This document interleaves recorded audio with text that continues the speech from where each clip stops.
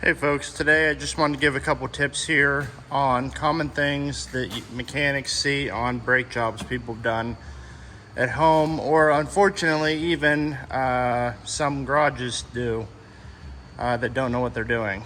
So this Dodge van is in for a state inspection, and all I did was pop this caliper off. It's just resting there, and then you go to get the brake pads out, and I can't get them out even by hand. This back one's a little bit looser, but oh, there we go. Okay, finally popped that one out. This one I'm just gonna kind of pry out, not on the actual meat of the pad, but just up here. Kind of pry it out of there. Okay, so pads should never be that tight. Anybody that puts pads on a car like that should have their toolbox taken away from them, and they should never be allowed to work on a car again. I mean, holy crud. So take your pads out of there. And so where the problem is, I'll show you. Let me just set them down here.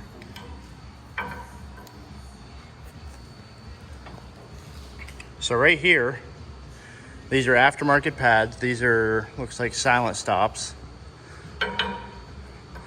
So right here, they didn't trim them down at all to make sure they fit. So whenever you put pads in, you should be able to slide them in nice and easy by hand into the bracket and have no resistance. It should pop right in. Now you don't want to take too much meat off or you'll get a clicking noise every time you brake, but there's that sweet spot where you should be able to slide it in and it should rest firmly and snugly in the bracket, but you shouldn't have to pry it out with a screwdriver.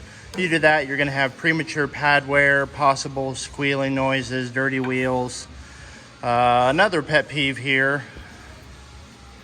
So you got the squealer.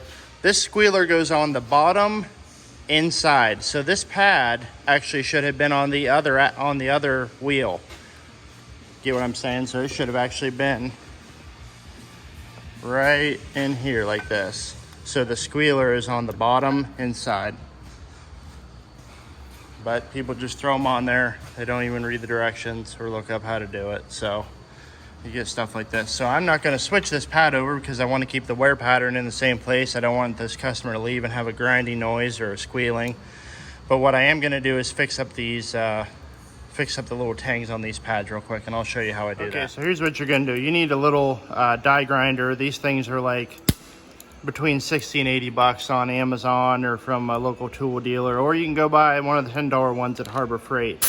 So hook this guy up. You just want to get one of these little arbors that works with the 3M style, whatever you want to call them, roll lock discs. And I use these green ones. They're 26 grit. So you want to be careful with this. You don't want to take too much material off, but basically you're just going to kind of finish these out so that you're taking a couple thousandths off, basically just taking the paint off, and I'll just show you what I do here.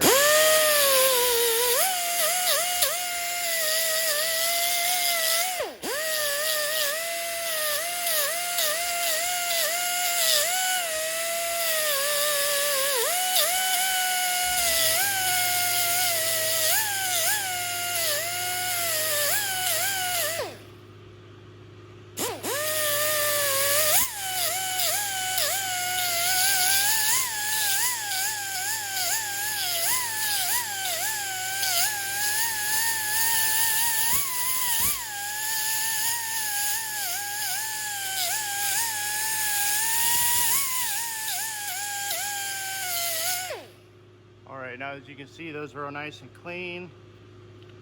I didn't take much off. You're not pressing really hard. You're just kind of letting the grinder do the work for you. And then use your pad lube of choice. Do not use silver Loctite you buy at the auto parts store. Nobody should ever use that on a brake pad. It just gets hard and gums up, and then you're gonna have this problem later on. You're gonna end up grinding to remove that.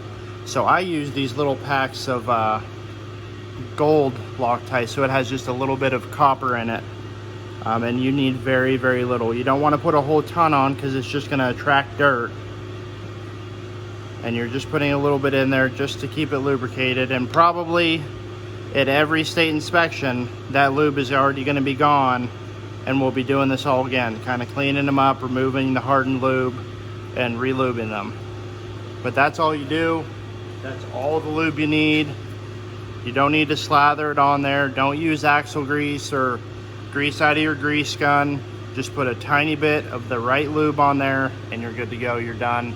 And then these things won't squeal. They won't wear out prematurely. So that's it. Just a little bit of a rant for the day from some things I've been seeing a lot of. Thanks.